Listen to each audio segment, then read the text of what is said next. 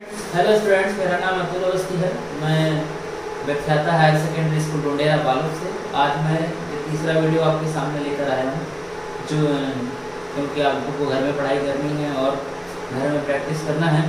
तो आज जो है हम इस साझेदारी फर्म के आधारभूत सिद्धांत में प्रैक्टिकल पार्ट की ओर चलते हैं। प्रैक्टिकल पार्ट में लाभ हानि नियोजन खाता कैसे बनता है, इस पर हम चर्चा करेंगे।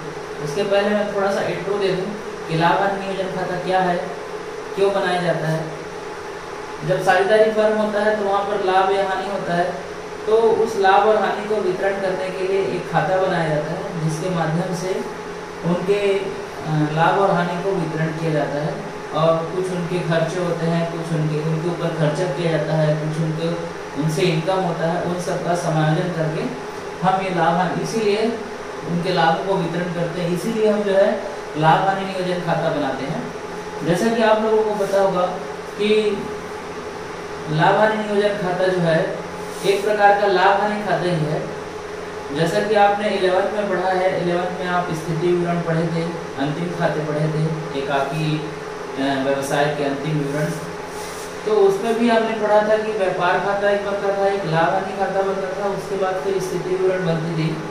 तो व्यापार खाता के बाद जो भी उसका सकल लाभ होता था या सकल हानि होती थी, वो लाभ हानि खाते में आता था। और लाभ हानि खाते का जो शुद्ध लाभ और सकल लाभ, सकल शुद्ध हानि होता था, वो कहाँ चले जाता था, हमारे स्थिति विवरण में पूंजी, उसकी पूंजी में प्लस हो जाता था। यहाँ पर क्या हो रहा है, खाते वो तो एकाकी व्यापारी था, लेकिन यहाँ पर व्यापारी कितने हैं, व्यवसायी कितने हैं, 2 है, 3 है, साझेदार 3 हो सकते हैं, 4 हो सकते हैं। तो सभी में वितरण करना है, सभी को लाभ हानि का वितरण करना है। तो उसके लिए एक लाभ हानि नियोजन खाता, मतलब उनकी पूंजी खाता में ट्रांसफर करने के पहले लाभ या हानि को उसे किस तरह से वितरण किया जाए, इसलिए हम लोग लाभ हानि नियोजन खाता बनाते हैं। लाभ हानि नियोजन खाता एक प्रकार का नाम मात्र खाता है।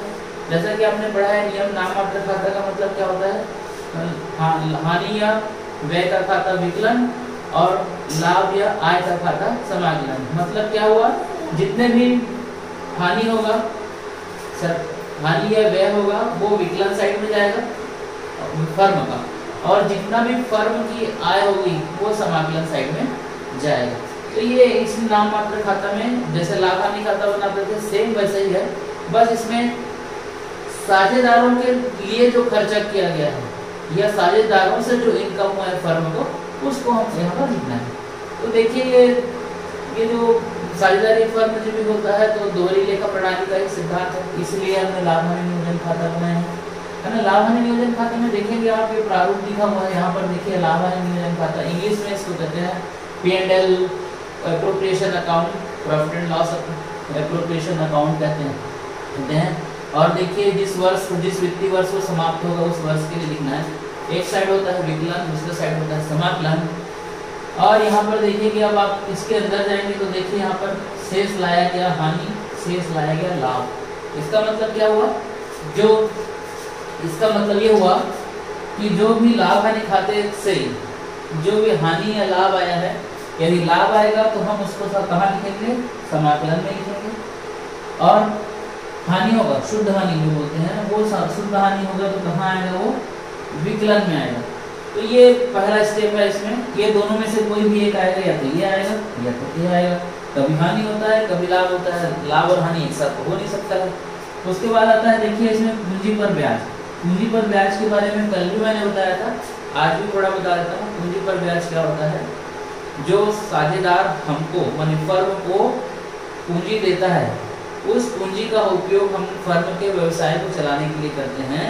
तो उसके बदले हमें प्रोत्साहित करने के लिए या उस पैसे के उपयोग के एवज में हम उनको क्या देंगे, ब्याज देंगे इनको, साझेदारों को। तो साझेदारों को ब्याज देंगे, जो भी प्रश्न में लिखा होगा उतने प्रतिशत, या तो 6% तो होता ही है ना। वो दोनों को यदि दे रहे हैं तो दोनों को, किसी एक को दे रहे हैं तो एक को। तो ये पूंजी पर ब्याज उसको दिए हैं, वो फर्म का खर्चा है, तो हम इसको विकलन में लिखेंगे। उसके बाद आता है वेतन और कमीशन। वेतन और कमीशन का मतलब क्या हुआ, कभी कभी क्या होता है, साझेदार जो है पूंजी तो लाता ही है, या तो लाने की आवश्यकता तो होती भी नहीं है, कभी कभी नहीं लाते हैं। मैंने कल बताया था, वो कुशलता और योग्यता के कारण जरूरी नहीं होता है कि पूंजी लाए। तो क्या होता है, व्यवसाय में वो कुछ काम करता है, कुछ फर्म में कुछ काम करता है, अपने परामर्श देता है या अपनी कुशलता दिखाता है, तो उसको उसके बदले में वेतन या तो उसको कमीशन दिया जाता है।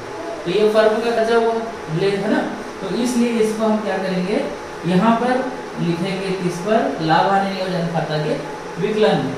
उसके बाद आता है देखिए फर्म के ऋण पर ब्याज। ऋण पर ब्याज का अर्थ क्या हुआ, साझेदार जो है समय समय पर पूंजी के अतिरिक्त यदि कोई राशि लाता है ऋण के रूप में या अतिरिक्त पूंजी के रूप में, तो उस पर वो एक प्रकार का फर्म का ऋण होता है। तो उस फर्म के ऋण के लिए वो फर्म जो है उसको क्या देता है, ब्याज देता है। उसके बाद आता है देखिए फर्म के अन्य खर्चे। फर्म के अन्य खर्चे का मतलब होता है वह खर्चा जो साझेदारों के लिए किया जा रहा है। कोई भी खर्चा होगा वो जो साझेदारों के लिए किया जाता है, वो सारे खर्चे यहाँ पर आएंगे। उसके बाद आ जाते हैं हम लोग समाकलन साइड में। समाकलन साइड में देखिए मैंने बता दिया लाभ इधर आता है। उसके बाद देखिए यहाँ पर लिखा है आहरण पर ब्याज। आहरण पर ब्याज का मतलब क्या हुआ, कभी कभी जो साझेदार होता है वो आहरण करता है राशियों का, अपनी निजी उपयोग के लिए फर्म से कुछ राशि लेता है, फर्म से कुछ राशि लेता है, उस राशि के बदले में उसे हम आहरण कहते हैं। उस आहरण के बदले में वो क्या लेता है, ब्याज लेता है। फर्म जो है उस ब्याज लेता है किससे, उस साझेदार से जिसने आहरण किया है। तो ये जो होता है ये फर्म का आय होता है। फर्म का आय होता है इसलिए हम इसे कहाँ लिखते हैं, समाकलन में लिखते हैं। उसी तरह से देखिए अब यहाँ पर अब ये सब समायोजन होने के बाद हम जब इसकी एंट्री करते हैं, एंट्री करने के बाद यदि समाकलन शेष हुआ तो हमारा लाभ होगा, और यदि विकलन शेष हुआ तो हमारी हानि होगी। दोनों में से कोई एक चीज होगा, लाभ होगा या हानि होगा। यदि लाभ हुआ तो हम उसको पूंजी खाते में स्थानांतरण करेंगे, हानि हुआ तो भी हम उसको पूंजी खाते में स्थानांतरित करेंगे, साझेदारों के पूंजी खाते में। जो हम आगे चलकर पढ़ेंगे साझेदारों का पूंजी खाता, उस पर हम इस राशि को स्थानांतरित कर देंगे।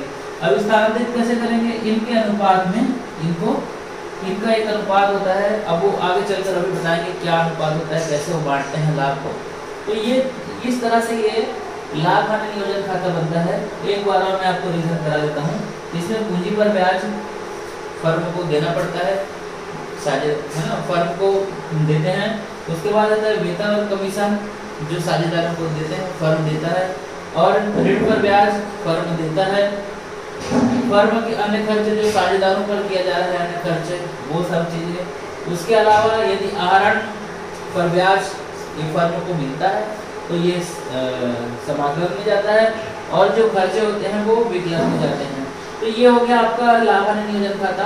इसमें और देखते हैं लाभ हानि नियोजन खाता में जो होने के बाद एक चीज आता है यहाँ पर, लाभ हानि का वितरण। लाभ हानि का वितरण 3 प्रकार से होता है। 3 प्रकार लगभग प्रश्न में देता है। पहला है समान अनुपात में। समान अनुपात का अर्थ क्या हुआ कि जितना भी लाभ होगा उसको बराबर बराबर अनुपात में बांट देना है। मान लो जैसे 5000 हुआ, 2 साझेदार हैं ए और बी, 2 साझेदार हैं, और 5000 उसका यदि लाभ होता है तो क्या करेंगे, इसको आधा आधा बांट देंगे, 2500 आ जाएगा। ए का 2500 और बी का कितना हो जाएगा, 2500, 2500 दोनों को बांट देंगे। अब निर्धारित अनुपात बोला, निर्धारित अनुपात में मान लो ये एक अनुपात दिया है, वो अपने लाभ को 2:3 में बांटते हैं, ठीक है। 2:3 में बांटते हैं तो वो एक निर्धारित अनुपात होगा। इस अनुपात में हम इस 5000 को बांटेंगे। आगे चल के अगले क्लास में मैं इसको बताऊंगा आप लोगों को। उसके बाद आता है पूंजी के अनुपात में। पूंजी के अनुपात का मतलब क्या हुआ, मान लो ए जो है 15000 पूंजी लाया, 5000 पूंजी लाया, और बी जो है 10000 पूंजी लाया, तो इनका अनुपात क्या हो जाएगा। देखिए इसका अनुपात ऐसे निकालते हैं, जो बढ़ जाता है उसको घटा देते हैं। ये हो गया 5/10, 5:10, ये हो गया 5/5 और कितना हो गया, ये 1:2, मतलब 1:2 में ये इसको बांटेगा, पूंजी का अनुपात इसे कर। इसको आगे चलकर हम नेक्स्ट क्लास में बहुत अच्छे से पढ़ेंगे। ये तो आज का आपकी क्लास हो गई। आगे का क्लास जो है मैं कल आपको बताऊंगा, आप इसका रिवीजन करेंगे। अभी मैं आपको व्हाट्सएप पे ग्रुप में मैं आपको क्वेश्चन दे दूंगा, तो आप उसका हल करके मुझे बताएंगे। ओके।